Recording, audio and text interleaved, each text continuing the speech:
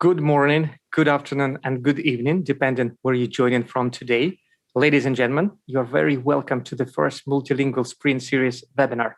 My name is Alex Chernenko. I am the CEO and founder of TRANSLIT, Complete Language Solutions, based in Ireland. I'm honored and excited to be hosting and moderating this panel today. We will talk about the future of live events, conferences, and live interpretation. This topic interests me a lot as I've been working in the language industry for the past 2 decades. Live events and interpretation got a huge blow in 2020 because of lockdowns and travel restrictions. But at the same time, it accelerated the technology development and shift to remote. Well, before we dive into discussion, let's do a quick housekeeping. First of all, a recording will be provided. However, you're encouraged to join live. Stay with us until the very end and ask questions. We've allocated half an hour for questions from the audience. Now I would like to introduce our distinguished panelists. We have selected quite a good mix to keep it interesting, engagement, and entertaining.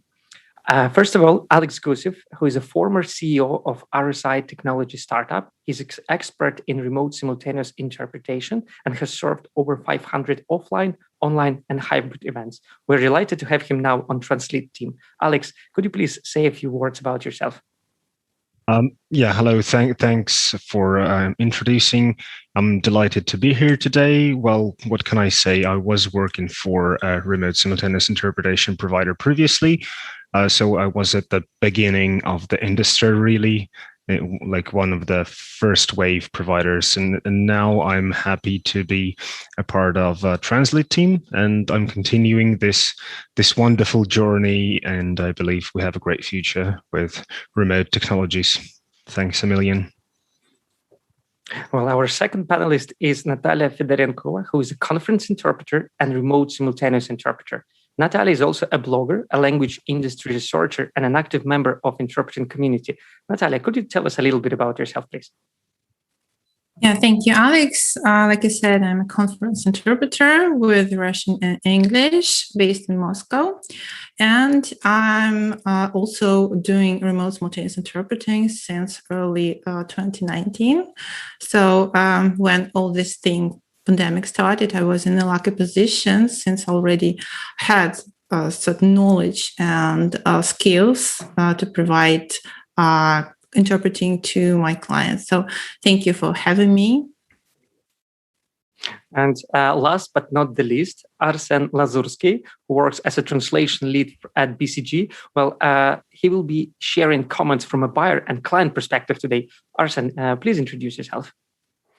Oh, yeah. Thanks for having me. I'm Arsen Lazursky, and as duly noted, I'm leading a translation team at BCG, one of the big 3 consulting companies. Been with BCG for 15 years, been on the customer side of things for the same number of 15 years. So I know both the translation side and the customer side of the business. And indeed, I will be sharing some views and experiences on how COVID and everything related to it changed the perception and the perspective of our internal customers and how they use interpretation services these days, etc., etc. So. Thank you. Well, with introductions over, we will proceed to our discussion on the subject. In 2020, we saw a huge change in the way live events and conferences take place due to combination of COVID-19 pandemic and new technologies. These developments provided industry with an opportunity for fresh and new approach while looking daunting for others and possibly posing a risk to traditional interpreting. Well, interpreters were actually hit the hardest. A recent survey by ESIT have just been published 2 weeks ago and has been organized with the help of European Commission Knowledge Center of Interpreting. The survey was aimed at gathering information about how conference interpreters work in remote simultaneous setting. And, here are some of the few numbers. I'll quickly share my screen to have.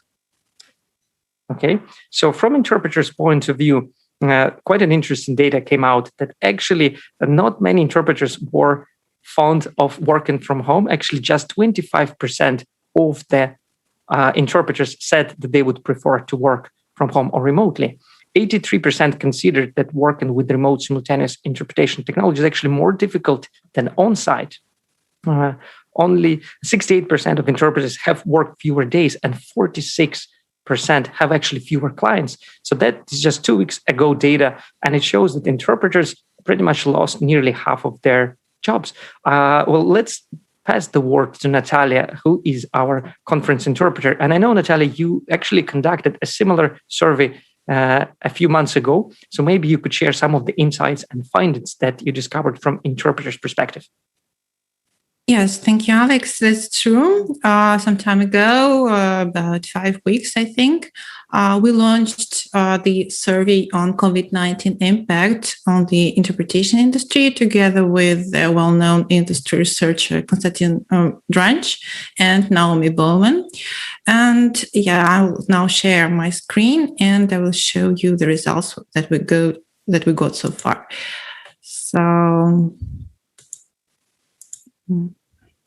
So can you see my screen?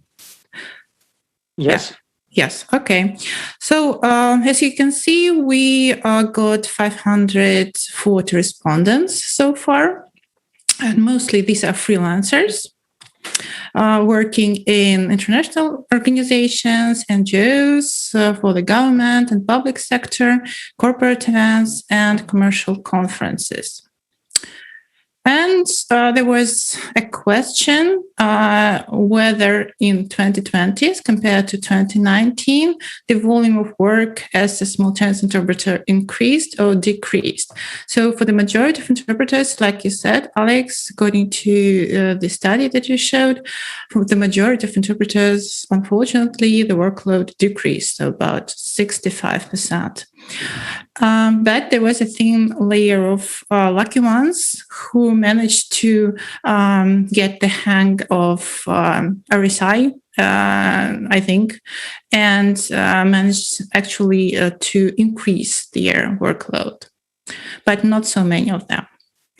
Then we were asking what was the share of online assignments in 2019, in the first half of 2020, and in the second half of 2020. So, unsurprisingly, in 2019, it was mostly on-site interpreting for the majority of the respondents. Then in the first half of 2020, it was about 50-50 remote and on-site interpreting. And in the second half, it was mostly remote, which could be expected, of course. Then there was a question about the price range. And you can see those vary greatly. So there are interpreters working for 20 to 400 USD, from 400 to 600, 600 to 800, 800 to 1,000. And I will post the link to the survey. It's an open data survey, so you can study it in detail later if you're interested. Then there were questions about hourly rates. So we found out that the majority of interpreters now accept hourly rates, so they differ. But the thing is that now is different probably from before. So most interpreters shifted to this hourly rate paradigm. But still, about 30% of interpreters maintain the minimum order of a half day, which is good news for me since I am lobbying for the interpreting community. Then there was a question about the changes in the rates on the market and the rates of interpreters. So mostly we see that rates on the market either decreased.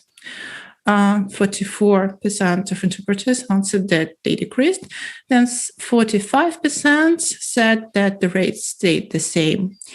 And as for the rates of individual interpreters, so you can see 60% said that they maintained their rates, which is also good news. But for 20%, unfortunately, the rates went down. There was also a question about whether the interpreters managed to find new clients in 2020, 2021 due to, collapsing of geographical borders that we talk about so much. And actually, yes, I found out that for 50% of interpreters said that they actually managed to find new clients, but that was not so easy as it may seem. Then there was a question about diversification, whether interpreters needed to diversify, but the majority said that they did not take up any other activities, and interpretation remained their main source of income, which is also a good sign, I think. Then there were questions about the RSI technologies. So we listed different RSI providers, and the interpreters were rating them. I think you can study it later in detail. This is a long list of RSI providers. And then this question about Zoom. So what percentage of your work is on Zoom? And also, as expected, 52% of interpreters said that from 76 to 100% of their work is on Zoom. So we can discuss that later also. And then the interpreters were mentioning what can be improved with RSI tool. So you can see the words that are written in larger letters. They were mentioned more frequently. And then I think this is the most interesting question for our discussion today. When lockdowns end, where do you believe you will work from predominantly? And, to my surprise, actually about, I think, 45% said that they expect to be working from home remotely or from hubs powered by RSI. And 34% said that they want to go back to booths, which is probably only natural, that they want to return to their familiar environment. But still, 45% are expecting to continue to work remotely. So we can also discuss that. And then there was a question about the countries where the interpreters were based. So you can see that the study is truly global. And, thank you, Natalia. Yeah. Okay. Then I think you may share the link with the audience in the comment section. Yeah. Now I would like to pass the word to Arsen. We heard a story from interpreter perspective, and your survey in combination with ESIT survey showed that the interpreters' work declined, rate slightly decreased. But that may mean that on the client side or buyer side, there is more choices to interpreters and there are better rates. So Arsen, could you share it from a buyer perspective? How did pandemic affect buying language services? And we could also touch on translation. I know the main topic is about events, conferences, and interpretation, but you could also touch base on the translation. How, from buying perspective, has the situation increased, decreased? Are there any pros and cons for the buyers of language services? I can only obviously speak about the company I'm working for. So in translations, we did not see any change pretty much. We had the workload for both our own department and our outsourced providers was pretty much flat before COVID and during the pandemic. And I expect it will be... It is gradually rising, but it's just because the company is growing and the business is growing. So that's natural. So there was no major hits and no major hikes. Interpretation-wise, that was interesting, though, because at first we did not have... when COVID hit, we went to full remote mode, I think, in March. And for March, April, May, and probably June, we did not have any interpretation requests because nobody knew how to do it. Everything was cancelled. Interpreters that I know personally and who we maintain contact with were pretty much thinking they were considering what they should do now because they were out of job and they were considering ways to put bread on the table, But then once everybody figured out RSI and once we figured out RSI and how you could use it, we saw a huge spike in the number of interpretation requests. And I attribute that largely to the fact that with online, lead times became shorter. So you can actually request an interpreter like within the next hour or 2 hours or 3 hours, which was impossible when everybody was offline, when you cannot get an interpreter to a meeting in 2 hours. And both because the interpreters are busy and because you need to get, all the logistics for the local clients, like you need to get them passes to the building, all that kind of thing. With online, it was a lot easier. Plus, it became easier to sort of bring in international experts to meetings with our clients, with BCG clients, and because you don't need a visa to go online, right? You don't need air tickets to go online. You don't need to book a hotel to go online. So you just plug in and you get support from a senior BCG advisor pretty much on demand. So, and that's when you need an interpreter. So both those factors, I think, contributed to the fact that now we have a lot more work for interpreters. We actually increased the pool of interpreters we work with during COVID, and it's been stable for several months now. But I don't know, probably we will be increasing the pool soon again. It remains to be seen. So if we talk about rates and renegotiating them, I know on our side what we did do was we agreed with a number of interpreters. We agreed to reduce, the minimum size order. So initially everybody was going like pushing for 4 hours. So we agreed to 2 hours with some of the interpreters we work with and that was natural because there were a lot of, follow-on jobs. There were a lot of regular meetings. So they did not need all that time to prepare for those meetings, like when you go to a client first time. So that was something we agreed upon. And I think that trend will continue. I think, most interpreters will nowadays have like at least 2 sets of rates. One one set will be for online, the other one will be for offline events. So that's and another thing that I noticed, I'm not sure whether that was the fact before or it only happened during COVID, but I think that the interpretation community, at least here in Russia and in Moscow, is getting a lot more consolidated. Because as everyone is going on back-to-back meetings, there's an issue of handover. There's an issue with cancelled meeting. There's an issue with urgent meetings that pop up from out of nowhere. So if you talk to other interpreters in the market, if you cannot handle your client right now, you can always ask a friend, So that kind of consolidation, I think, is a good thing for the industry because it brings everyone together. And I think that's just a positive, to take one of the few positives that we can take out from this pandemic experience. Thank you for sharing. It's always good to see the positive side of things. So on the one side, the clients got access to more interpreters online. The interpreters would have to renegotiate their rates to be more competitive and stay in business. Well, now, for some of the listeners who maybe never heard the term RSI, I would like to switch the microphone to Alex Gusev, who's been developing RSI for the last is it 3 or 5 years?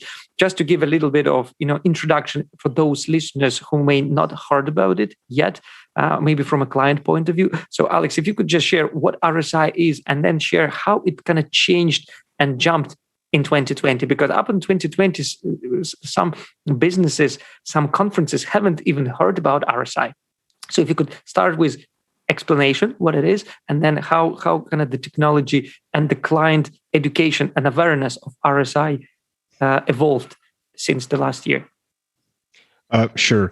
Thanks for that. Well, first of all, I'd have to say that I doubt that here at Multilingual Spring we do have people in 2021 who don't know what RSI is, right? I believe it's quite the opposite. But yeah, I'm just kidding, right? So to be serious, well, look, it's kind of a mixed, very controversial dynamic. So on the one hand, of course, the past year, this year is like a gold rush time for RSI providers, for all of us, and the market share of RSI, I believe, have grown dramatically. But on the other side, we see a shift in the demand, in the way that. In the way how people use remote simultaneous interpretation and what actually needs to be translated. Because previously, before COVID times, like the biggest deal for all RSI providers was like a big on-site events, like a stadium type of event, right, with thousands of people, something like this, or maybe dozens of smaller sessions, smaller rooms, and that was where guys like the big RSI players took their market. Now we don't have that, but people test with different event formats, with hybrid events where like personal on-site participation is limited, and things have shifted towards how they call it, chat roulette, right? Quick dating, quick meetings, mingling, or live streaming, or a countless number of breakout sessions. So the communication itself has intensified. I believe everybody feels that during 2020 and 2021 we've started actually working more. I see people's calendars, so the people don't even leave 5 minutes before and after the meeting. It's like crazy. You sit next to the laptop the whole day, and you actually communicate more. You go to more events. So I think that has intensified, and that's where you need more demand for interpretation services.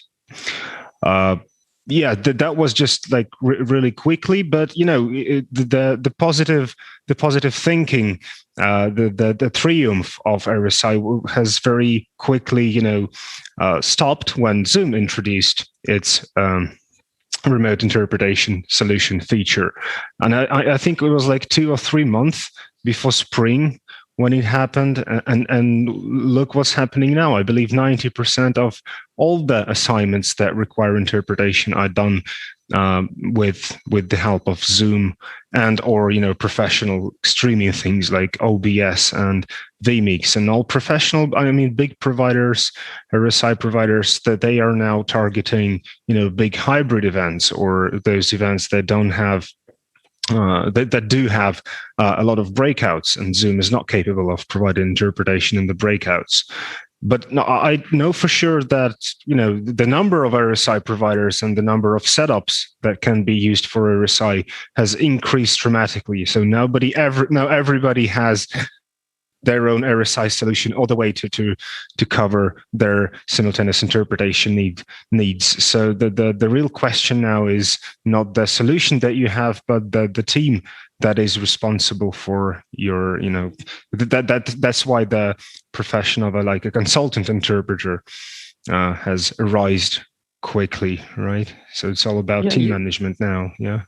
Well, you touched on a good point. The concept of a interpreter consultant has been in the industry for ages, but it became something that people started talking about. Is that when clients come to their interpreters, they didn't know what technology they could use before, and now there are so many RSI choices. So interpreters get often asked what technology would fit for their particular event, and there is no solution that would fit everybody. So it's good that there is a variety. It gave clients a number of choice, and it gives choice also to interpreters. So what I'd like to ask the panelists here is, your perception on the format of events. We had offline events, we had webinars and online events, and this concept of hybrid has recently came up. And my personal expectation that hybrid's going to stay. It allowed the audiences to get more attendees. than before. So offline conferences with 300, when it switched to online, increased their audience two times, threefold, and quadrupled it and beyond. So what's your take on it in terms of assume after all the vaccinations, assume after business returns to normal, or the new normal as they call it, will everything go back to kind of offline as it was? Or do you believe that hybrid will become the standard? There will be always an offline element, but there will be always an online element, both for interpreters, both for the clients. What are your take? And maybe let's speculate on the percentage if you want to give the number. I mean, Natalia, could you share your expectations as an interpreter? Well, first of all, as part of the survey that we did, we also interviewed big customers of interpretation services like European Parliament, European Commission, World Bank, the UN, and other organizations. And one of the questions that we were asking was exactly this one. So, what is your outlook for the future? So, will RSI stay, or everyone, or when the lockdowns are lifted, everyone will go back to booths and to on-site? And everyone were saying that they expect hybrid to come in. And first of all, RSI is not going to go anywhere.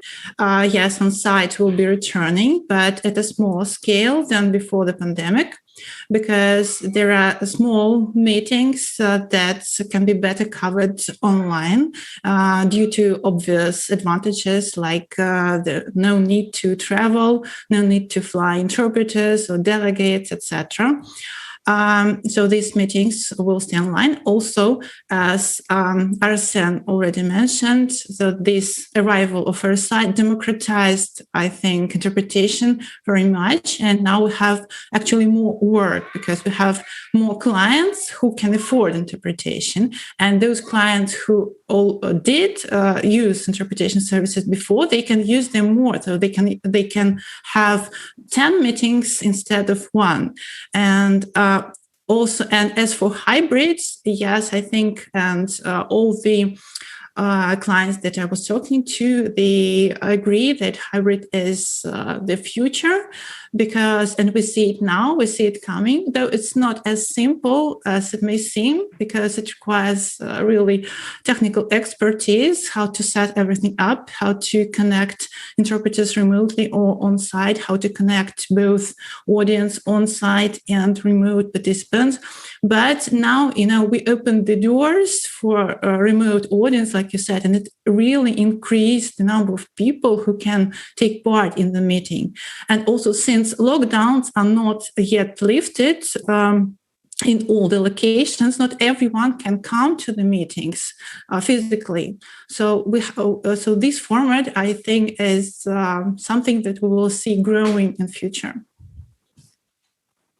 Thank you. And Alex, Gusev, from your point of view, the hybrid events, could you share some of the challenges that RSI technology has with hybrid event, and where do you see it going, or how do you see it evolving with businesses returning to some sort of new normal or going back to fully offline? Well, first of all, let's ask ourselves like a question: why do people even have those meetings and conferences?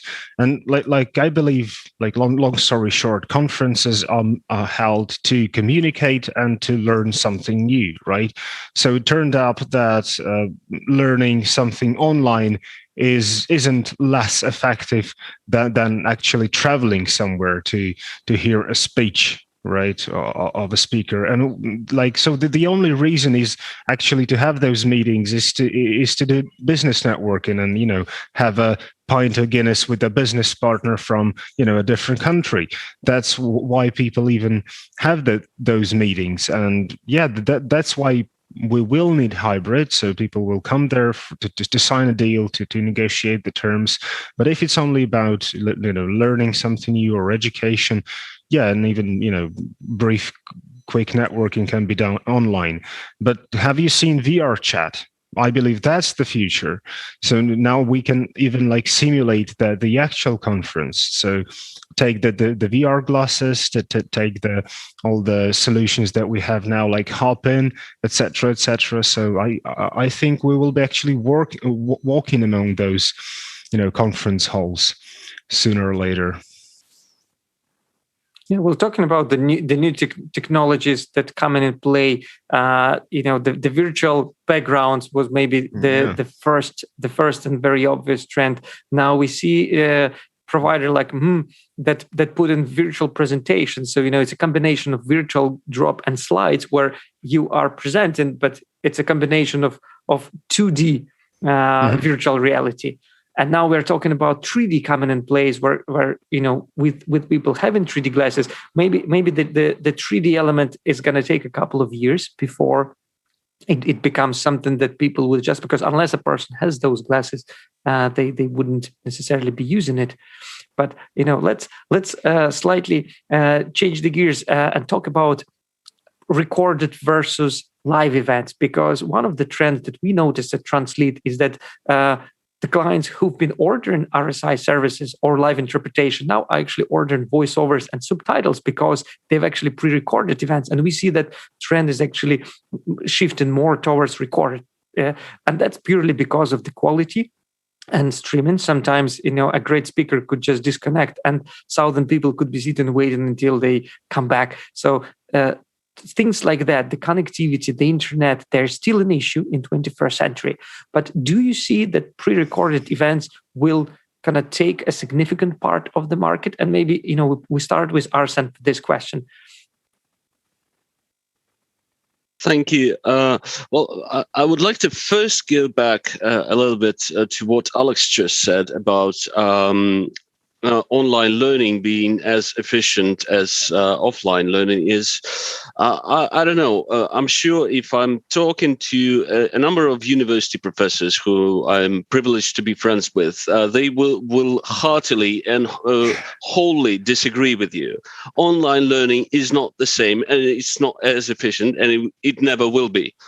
And believe me, I tried it as well. So if we are talking like why do people have conferences, why they come to meetings, why they travel, it is new experiences. It is meeting new people physically. It is being in the same room with a lot of people.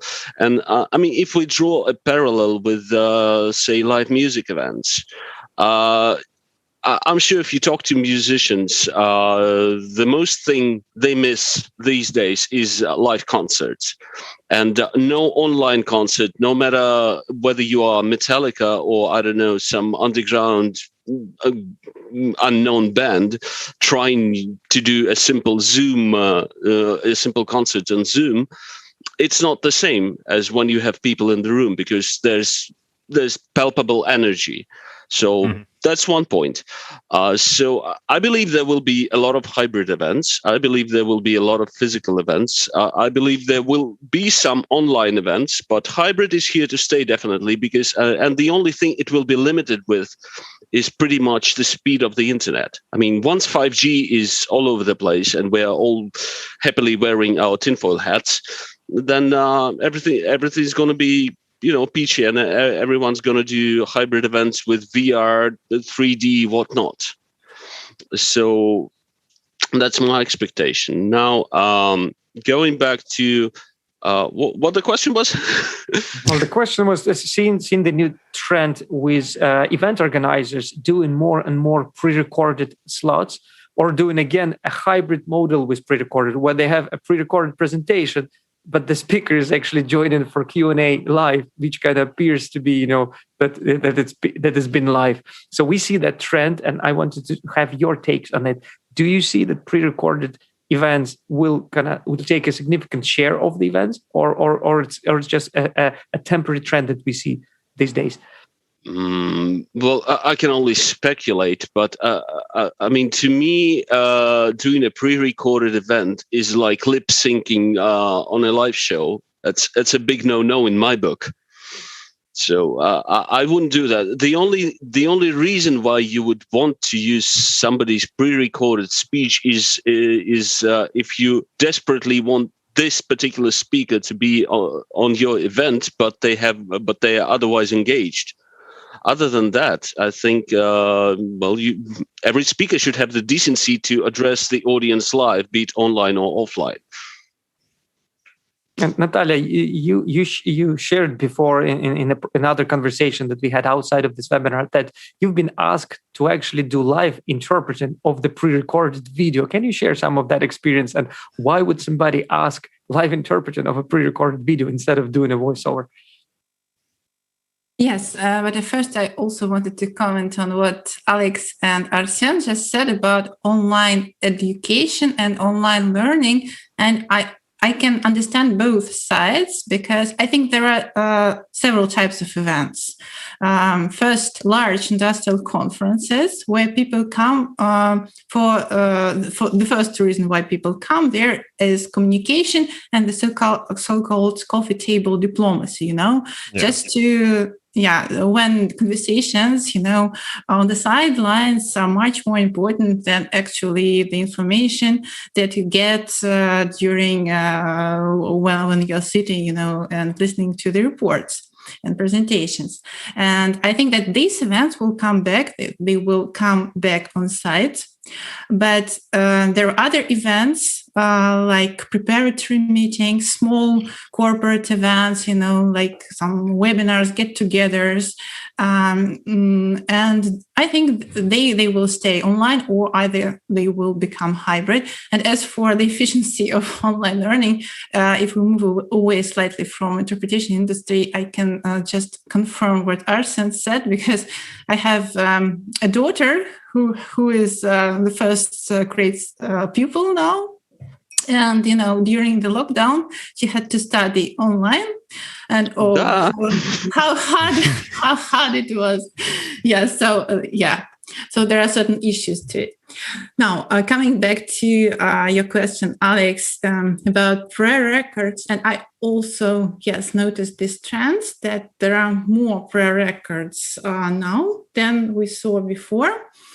And the reasons why they do this, I think, mostly, for the quality, and maybe it's more convenient for them, instead of gathering all the speakers in one place at one time, they just switch on the record and that's it.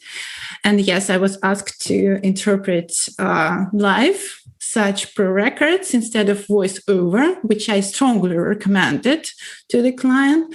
But the client said that no, they prefer live interpretation, and I can only guess about the reasons, but I strongly believe that this is the price. Because as all interpreters know, the price for pre-records, for voiceover of pre-records is much higher, because it takes much more time. But the thing is that if they send you the pre-record and it is really, very dense text at a very high speed, and the only thing you can do, just to ensure the quality, because these records then are put somewhere on internet, either on their websites, on YouTube, for everyone to see. And so you have to do it right, and you have to make a transcript like you would do if it was a voiceover. So I did the transcript, and then I merely translated it in the written form. I used the machine engine for that, and that's another maybe topic for our discussion. But then I edited it, and maybe not all the parts, but the most technically difficult ones, because I just knew that I wouldn't have time, to interpret it live at a very high quality like they demanded it.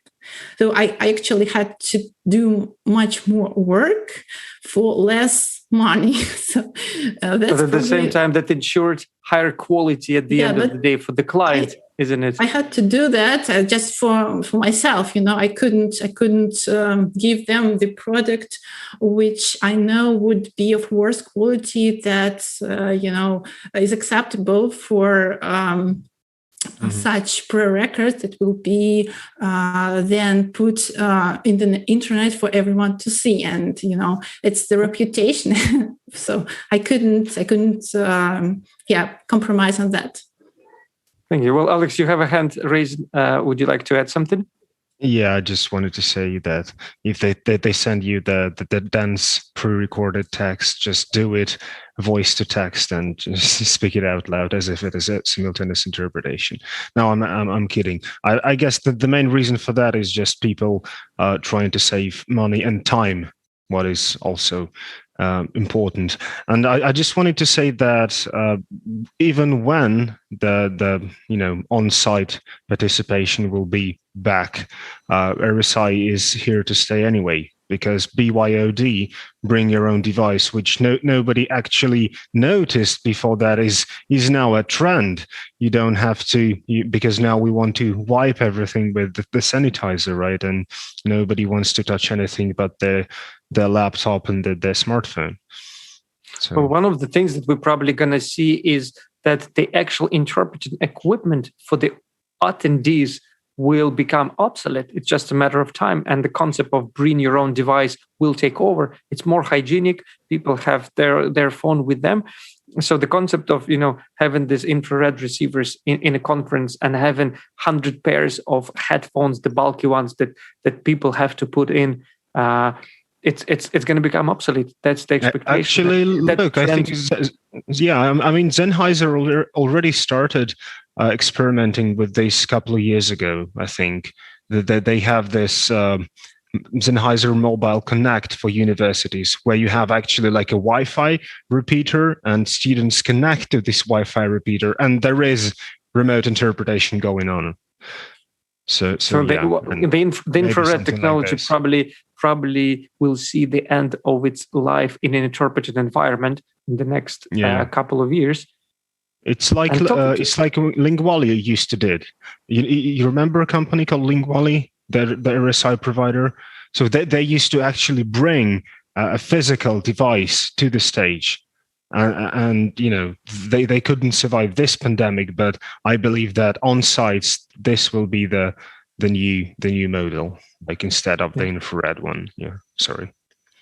I would like to remind to our listeners and attendees that we will be taking questions for the last half an hour. And so in about 20 minutes, we will be starting to read the questions from the audience. So if you would like to use the chat or the Q&A section in Zoom and just write your questions. So in about 20 minutes, we will be reading them out loud and answering them by our panel.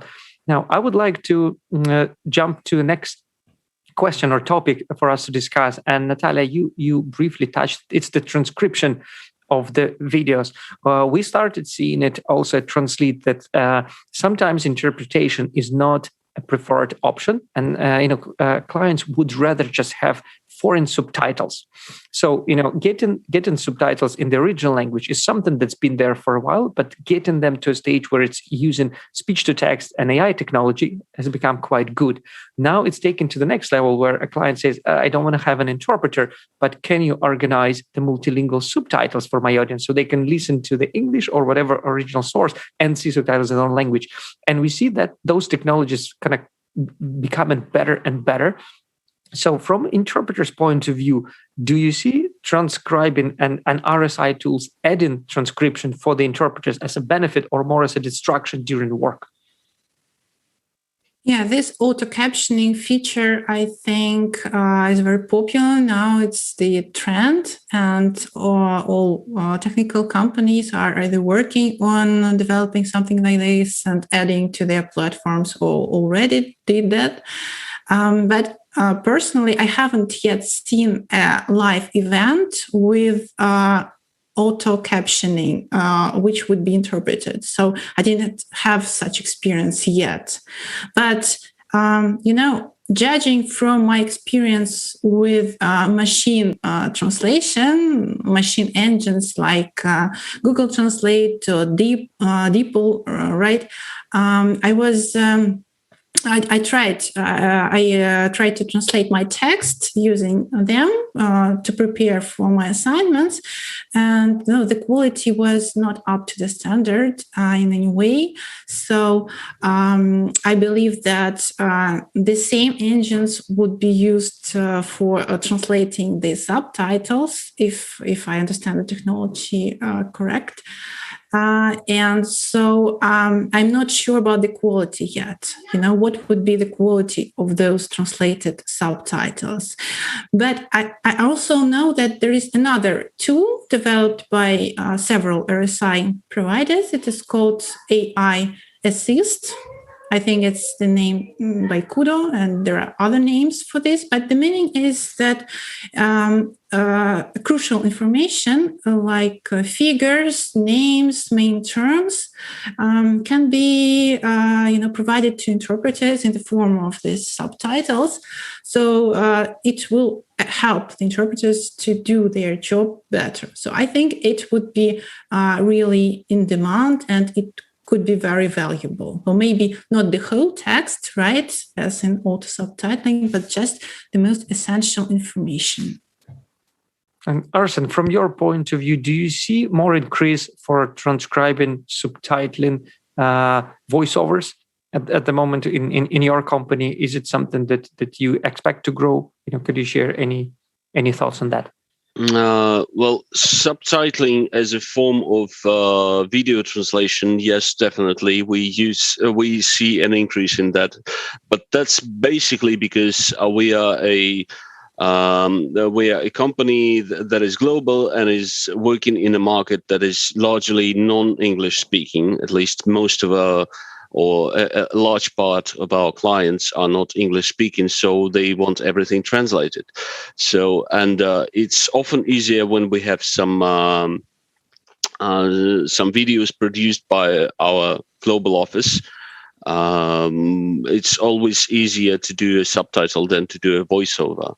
So that's something we can do in-house. We do the translation, and then we have a visual services department that will add the subtitles, and that's it. So yeah, there is a demand because there's basically, that's because there's generally an increase in demand for video content, right? So, and that's been on forever.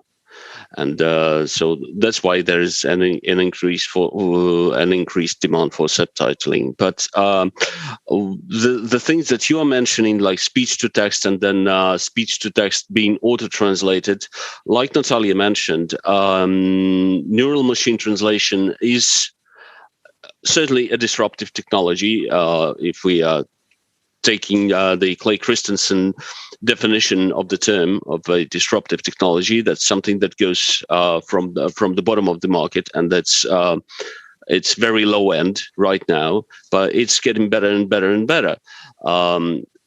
It all depends, of course, on the language pair. I mean, if we are talking like English Spanish or English French or German English, then the quality is a lot better. If we're talking English Russian, then from Russian to English, the quality of neural machine translation is often very, very good. English to Russian, not so much, and that's because of the natural difference in the languages. That's because this language pair, although it is fairly well developed, it's of course a lot less developed than say English French or English Spanish.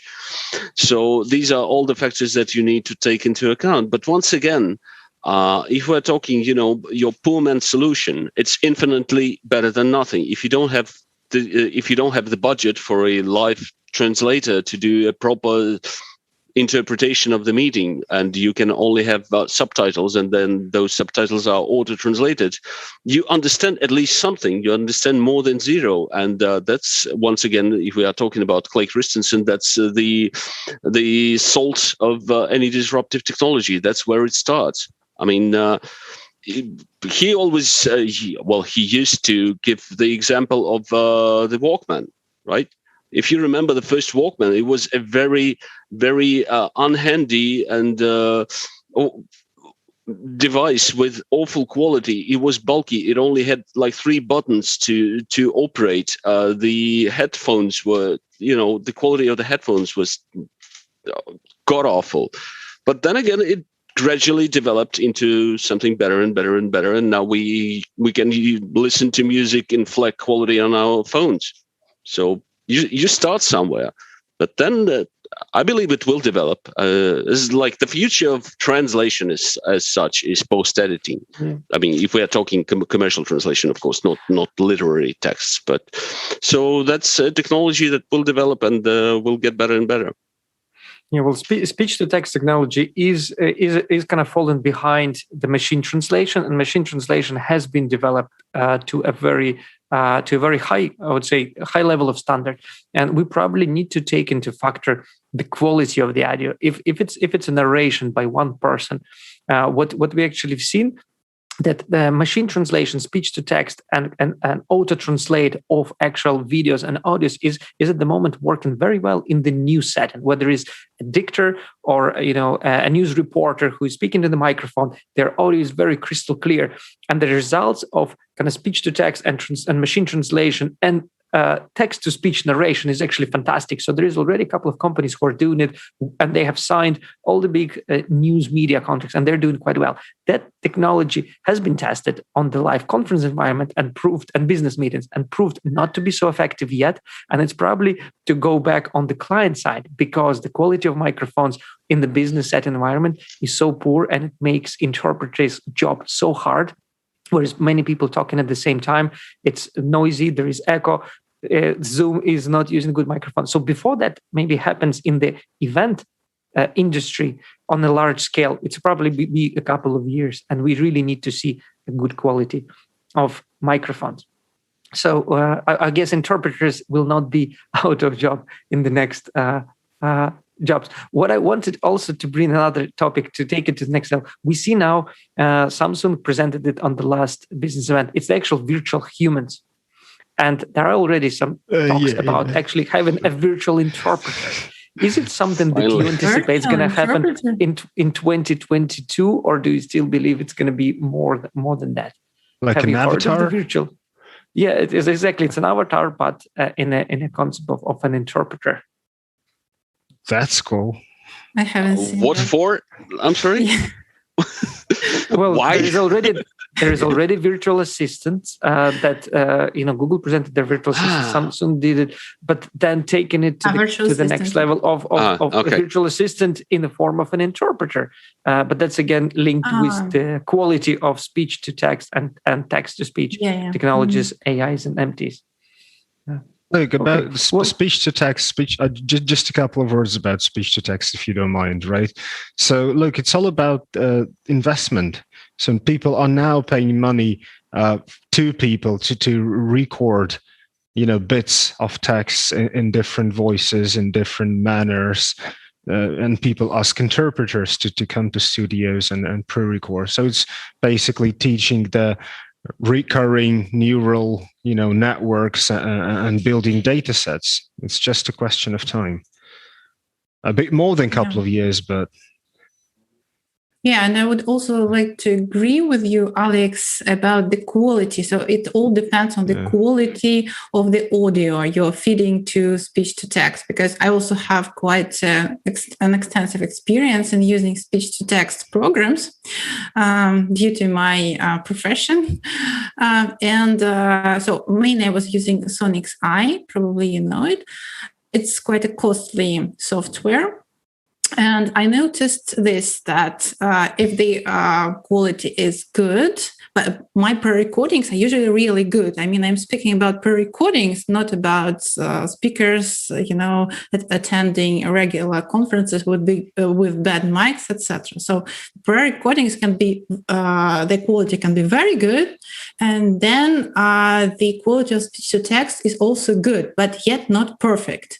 I mean, I have to spend significant amount of time editing it, at least the names and some abbreviations have to be corrected. And if the quality is a little bit worse, I mean, it still sounds good to my ear, but maybe there are a certain amount of interferences, something like this. If it's a little bit worse, then the quality just drops radically of speech-to-text software. So that's what I noticed.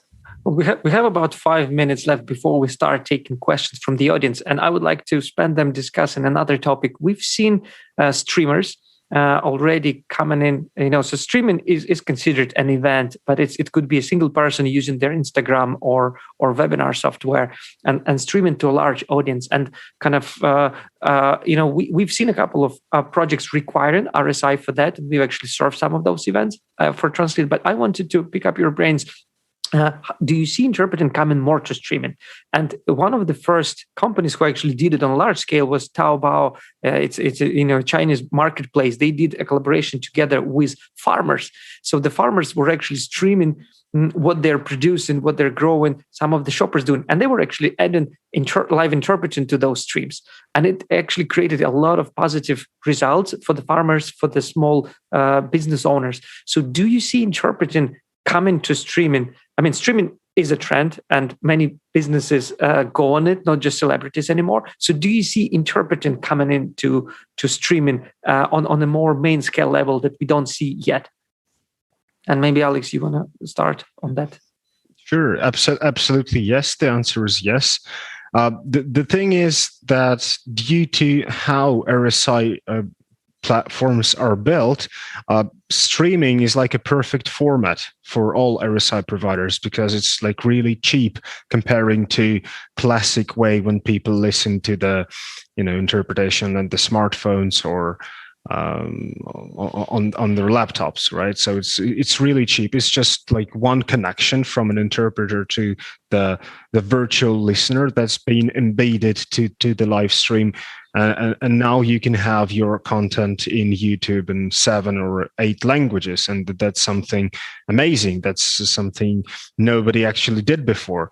And, I think that the main driver here is that people finally understood why interpretation is important and how it helps to actually, grow people engagement, grow audience engagement, and kind of build the community to make people feel comfortable, to make them actually get the message and not just sit there with the infrared receiver and like pretend that they know and they understand. So yeah, it's all about being content driven. And Natalia, to pass the word to you, there is a term in translation which is called transcreation. In interpreting, I don't know, there is an alternative like interpreter creation or whatever you want to call it, but the idea of streaming where it's not as a direct interpreting, but more of a commentary in another language. So we see this. There's now gamers who are, for example, streaming live to a large audience, and they're commenting what they're doing. Translated word for word will not be engaging and fun for the audience.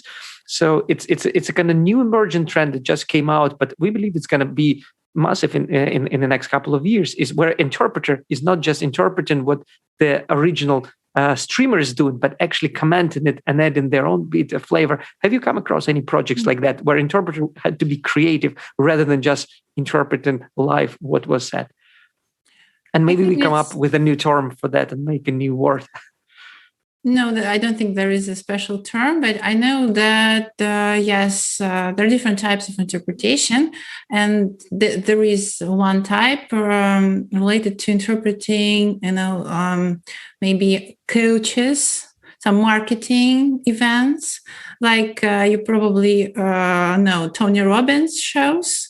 And Tony Robbins has his Russian voices, the interpreters we know well.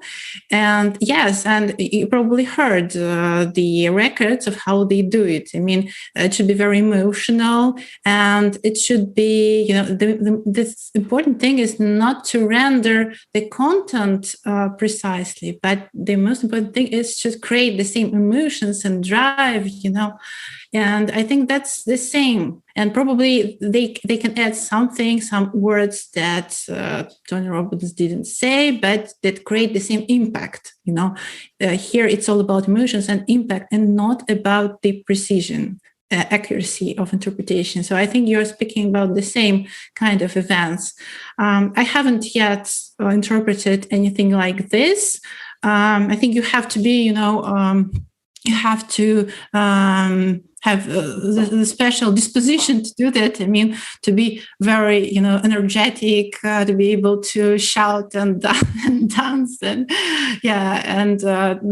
to do this. So probably I'm more suited for calmer events like corporate things or international institutions, etc. But yes, that's one type for interpretation that exists. And I see we're gonna probably see more of that. With the conferences that are more entertainment, more engagement, the interpreters will have to adapt or be at the same level with the speaker. And sometimes it could be a great conference and interpreter could just ruin it all.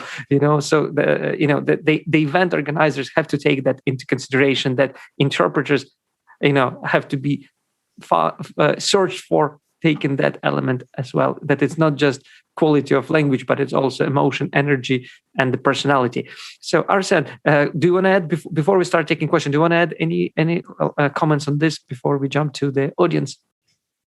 No, not really. Well, I mean, if you're talking about streaming, then I'm not sure interpreters are the perfect fit for this kind of job, because what you're actually talking about is pretty much like a sports commentary, a play-by-play announcement, right? And that's something where you need to know more about the sport itself. So if we're talking gaming, like somebody doing a live stream of Diablo or Warcraft or whatnot, then you need to be into this subject. You need to know the game. You need to be a player yourself, the gamer yourself. So I'm not sure interpreters are the perfect people for it. Some of them definitely are, and we know a lot of interpreters who are autistic enough and who have the gravitas and the stage presence, and they can get on the mic and really do that. And I think we know a lot of those by name and personally, right? But as a general trend, yes, this needs to be translated or somehow interpreted in a different language, but not necessarily by a professional interpreter, but probably by somebody who knows, who has the knack of public speaking and knows the subject. Yeah, so it's more of a foreign language commentary or interpreted commentary, whatever term you want to assign to it. Alex, what are you going to add? Yeah, Arsen just made a very good point. If you want to provide interpretation for a Dota stream, you just find a Dota player who's an interpreter, rather than trying to make Natalia learn all the terms in 2 weeks, right? It's not going to happen. And it's not going to be fun for the audience, probably. For interpreters which are gamers, you're right, and there are such interpreters, or interpreters who are in certain types of sports, athletes. So there are interpreters like this, so who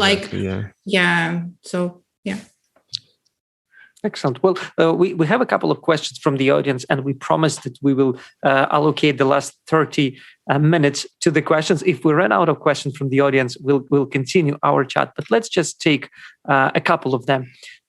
Julie from Florida in the US is asking about favorite headphones. So maybe this is a question to Alex, Gusev, and Natalia in terms of equipment. What would be a favorite headphones brand and models that would be recommended for interpreters and maybe clients as well joining? Natalia, should you go first? Yeah, I can. Well, first of all, I recommend to use well-known brands, like, for example, Sennheiser, or Logitech, or Jabra, right, Alexei? And there is a very good list compiled by AIC. And if I find the link now, I will type it in the chat. So the headphones and headsets approved by AIC specifically for remote interpretation. So very convenient. And as for myself, I'm also using Sennheiser HD 599. I will type it later in the chat. But it's headphones, not headsets. So I have a standalone mic. Now you can see it. It's Blue Yeti in my case. it blurs your mic. It blurs your mic, like no ads, right? Sorry. Well, sorry. Yes, I had to. I had to name certain brands. Right? Yeah, and well, I think that it provides good quality, but maybe there are cheaper ones, and maybe Alex can remember some cheaper brands, because I think it's one of the premium ones. So it costs about, I think about 10,000 rubles or 150 USD, something like this. AKG has quite a good, series, like a good product line, much cheaper than Blue Yeti. The only suggestion that I would give is to stick to USB devices. So it's a USB headset, it's a USB headphones, and USB microphone. Just don't go analog, don't go mini jacks and jacks. Unless you're like an audio engineer and you have a mixing console and ready to play with gains and all other settings. And, I personally noticed that there are like two kinds of interpreters. Ones that prefer more like an opened headset style, like in a call center, and others prefer really like closed ones, like big ones, like gaming stuff. Like I personally, I wear glasses and I can't take the big ones because it starts, being really uncomfortable after a while. Yeah, just my personal favorite is Sennheiser also. So I'm with the German quality. Yeah, and just for the audience, we're not affiliated with any particular brand, so the panelists are just sharing their own personal views. Now, I would like to take a question for Arsen, and the question is from Gabriela. Is Arsen, were there any changes to the types of translations, turnaround time, or rate expectations? That probably goes back on your earlier comment when you were introducing yourself. So, after the pandemic, during the pandemic. The types of translation did not really change because BCG is doing strategy consulting, and that's our business. So during the pandemic, or before the pandemic, or after the pandemic, it's the same. We did see naturally an increase of COVID because a lot of our clients wanted COVID-specific solutions for their businesses. We did some advisory on how to go. On how to go remote and stay efficient and things like that. So topic-wise, no. Rates-wise, we did not do any heavy renegotiating of rates with our translators or interpreters. The only thing we did renegotiate, as I mentioned, was the minimum number of hours that they charge us, and we went from 4 to 2 hours in some of the cases. And what was the third part of the question? Well, in terms of changes to rates, turnaround times. Turnaround times. With our company, turnaround times are always yesterday, so it's there's no change there. It's not the day before yesterday, so it's still yesterday.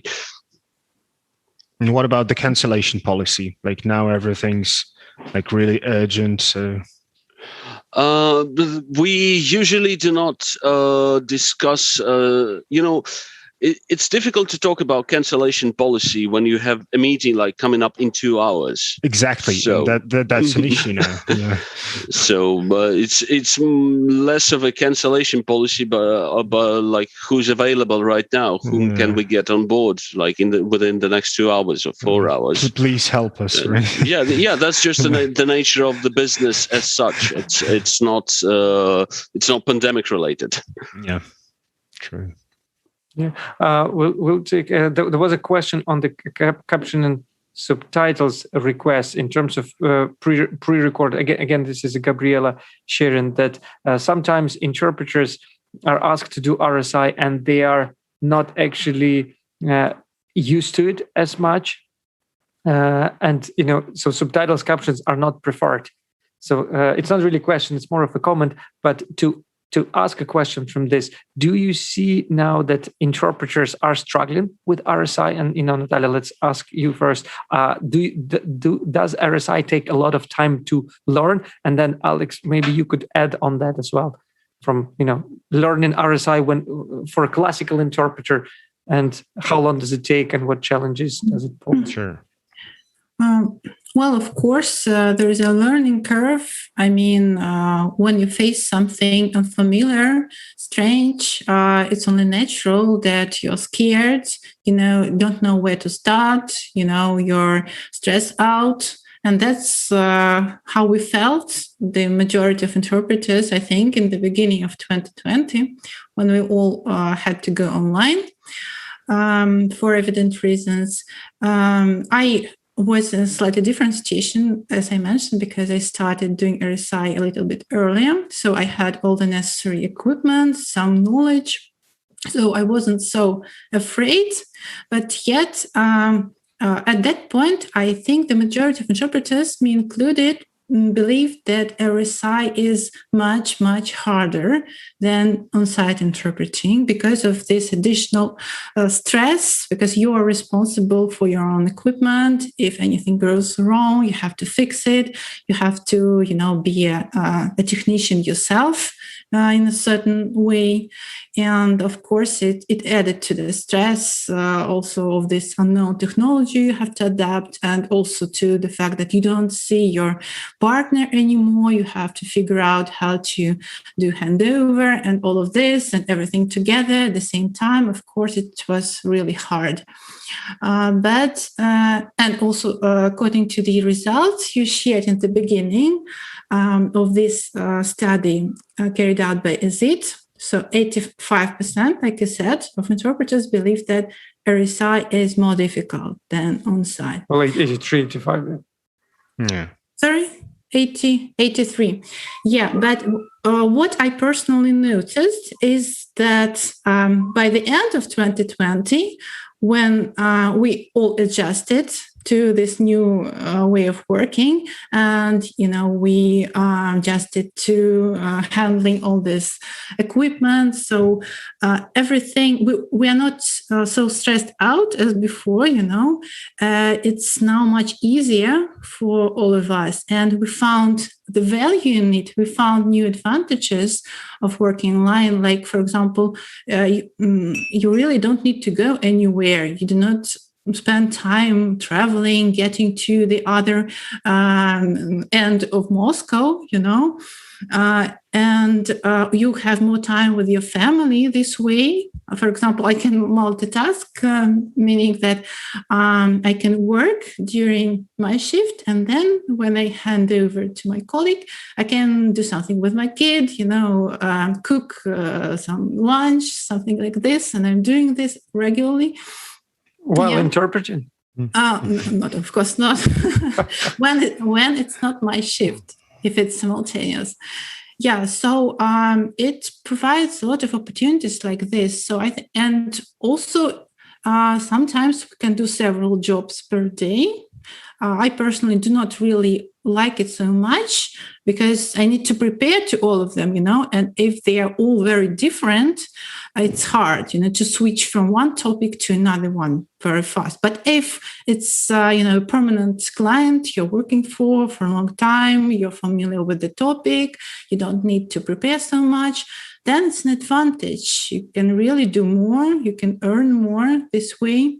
And at the same time, you are not going anywhere and you're spending time with your family. So for me, I can say that I really like this way of working. Though, of course, I would, since I'm, why conference interpreters are interpreters and not translators, because they like to communicate.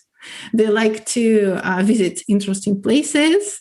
They like to meet colleagues and other people, and that's what we are missing, of course, now. Yeah, travel was a bonus that interpreters enjoyed, and that bonus was taken away. But you got time saving, you got less travel. So there are upsides and downsides, right? And also, I believe that there should be a certain mix of that, certain part of RSI and on-site interpreting. That would be ideal, I think. Well, the good news is that now both clients and interpreters will have a choice whether to invite offline or online interpreters, and the interpreter could choose, I prefer to work from home, or I would love to travel and come. So that's good that the future of the event probably will give the choice to both sides of the industry.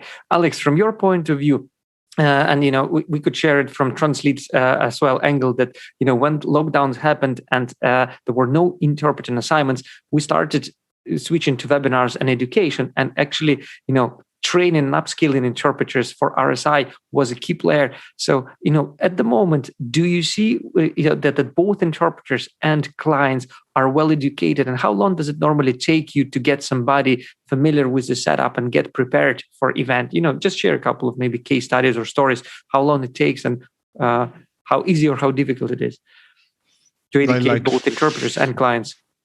From 5 minutes to infinity, I guess. It's all very different. However, I'm surprised how quickly interpreters have adopted the RSI and how quickly everybody got used to it. Because I remember before 2020, everybody was like, no, we're never going to use your remote simultaneous interpretation. You're taking away the romancy of our profession. We're not traveling anywhere. We're sitting in our homes, so no, please no. And once it's all started, everybody just quickly added those watermarks to their avatars, like I'm a remote interpreter hashtag.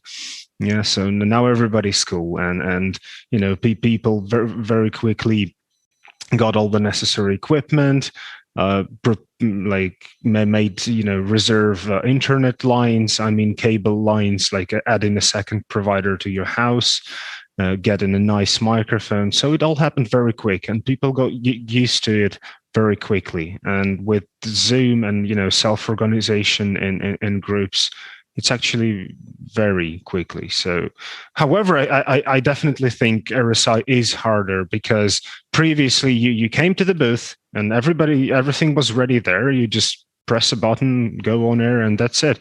And now you have to take care about a lot of things, and it's very distracting. So as an interpreter, you probably shouldn't be focusing on those things, but now you have. Yeah, it's pluses and minuses everywhere. Interpreters are usually humanitarians, so they would be more not social, to offend anybody. Yeah.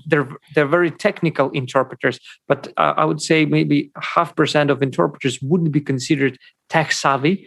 So what Natalia said earlier on, that they had to become self-technician, audio technician, video technician, internet, network engineers, all of that, to make sure that the quality and the equipment is ready. You actually will be surprised, but it's like the opposite, because interpreters are those who used to deal with professional sound systems before, during on-site assignments. And we have a lot of musicians and vocal singers and music players there in this community, so people do know what is an XLR cable, right? Not all of them, yes, but there are technically competent interpreters for sure.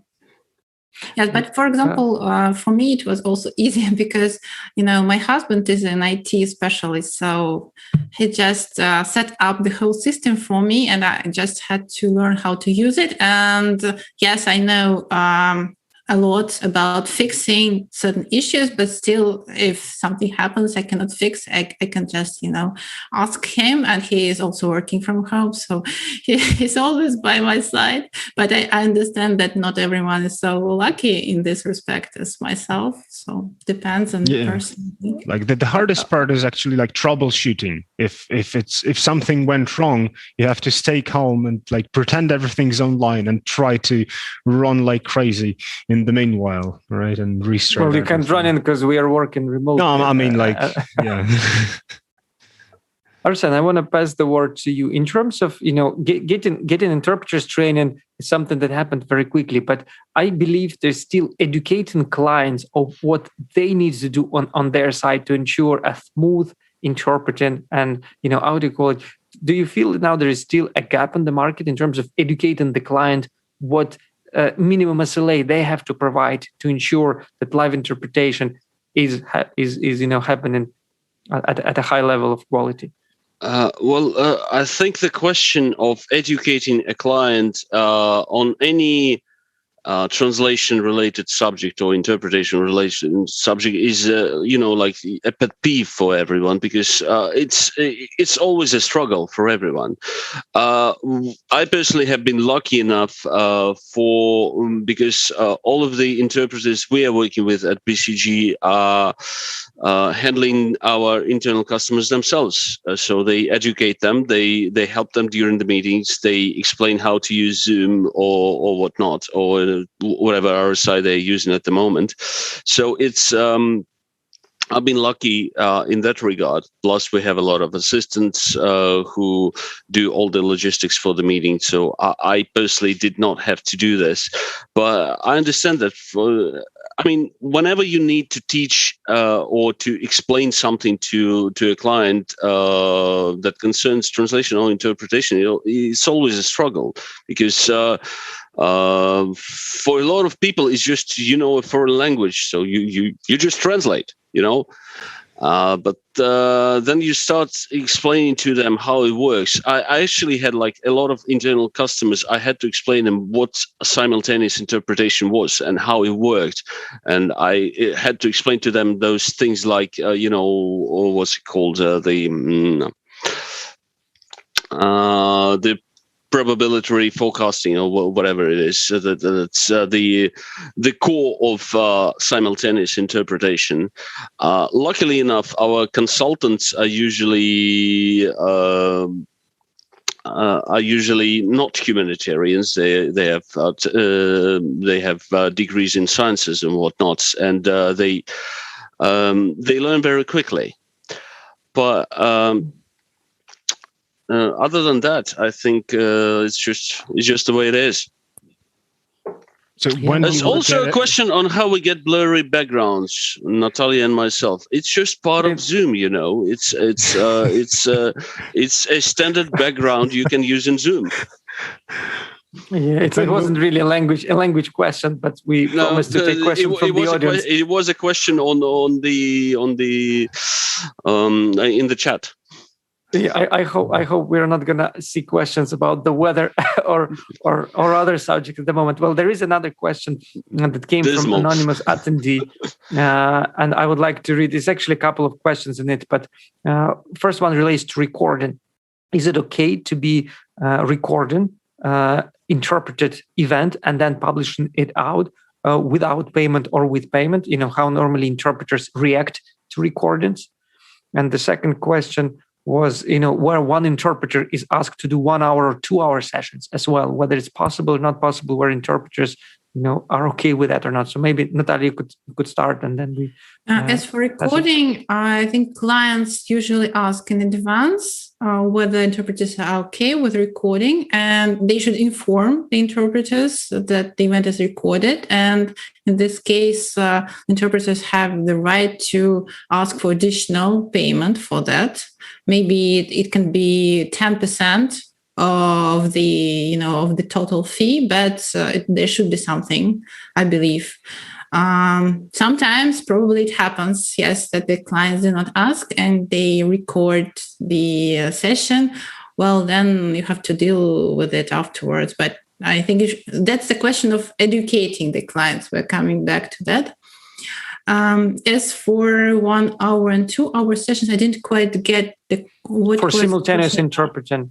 Would an interpreter be okay to be working without a pair for a longer duration of time? I see, yes. And I remember Arsen also mentioned before that there is an increased demand for interpreters who are ready to work solo for 1 or 2 hours. And probably, yes, that's the case. And sometimes, maybe not too often, but sometimes I'm also asked if I am able to work alone for 1 or 2 hours. But it depends on, on individual interpreters. My policy is that I work solo up to 1 hour. It just, I think I decided to set these limits just due to the fatigue, my physical abilities. I just don't feel like working more than 1 hour solo. But I know that some colleagues work 1 hour and a half, 2 hours, and there are even those who can work the whole day long, solo. Of course, the interpreting community frowns upon such cases, but they still exist. But I believe that that's a question of quality also. It depends on whether the quality suffers in this case. But I personally think that if an interpreter works too long without a partner, he or she just, starts to maybe miss some information because it's a really big cognitive load. And that's also what you need to tell the clients. So educating your clients, right? That interpreters why interpreters work in pairs, because it's a really difficult task. And to provide the necessary quality, we need to change in every 20, 30 minutes. Yeah, there is actually a standard, and we just got a comment in chat that the industry standard is to every 24, 25 minutes, and that's what's been recommended. Now, our dear panelists, we're coming to an end of our session. We have about 5 minutes left. And I would like to have a couple of closing remarks from you, maybe between 1 minute each, just any points on the live events and future of conferences, future of live interpretation from yourself. Just, 1 minute, maybe speculation, maybe something that you wanted to say but didn't get to it. So Alex, Gusev, maybe, just a couple of closing remarks on the subject, please, from yourself. I'm just dreaming about those VR chats, like, conferences and big gigs when you could be able to actually walk somewhere there and meet people from other parts of the world. That would be really nice. And VR and AR is the biggest part, really. No, to be serious, I believe it's all about neural assistance in remote interpretation. So that's the future of interpreting. I mean, that assistance technology and data setting. Excellent. Arsen, what about yourself? Any closing remarks from you? Oh, I'm awful at those. I'll just probably thank everyone for tolerating us for the past 90 minutes. I hope it's been somewhat informative and somewhat entertaining, and thanks for having us. Natalia, we'll be past the closing remarks to you. That's the responsibility. Well, first, I would like to say that I have good news for interpreters. The good news are that we are going to have more work in the future, because as we have already concluded, RSI is here to stay.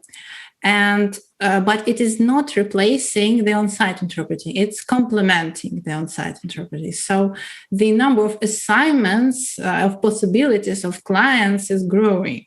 So yes, the COVID-19 crisis hit us hard, especially in spring 2020.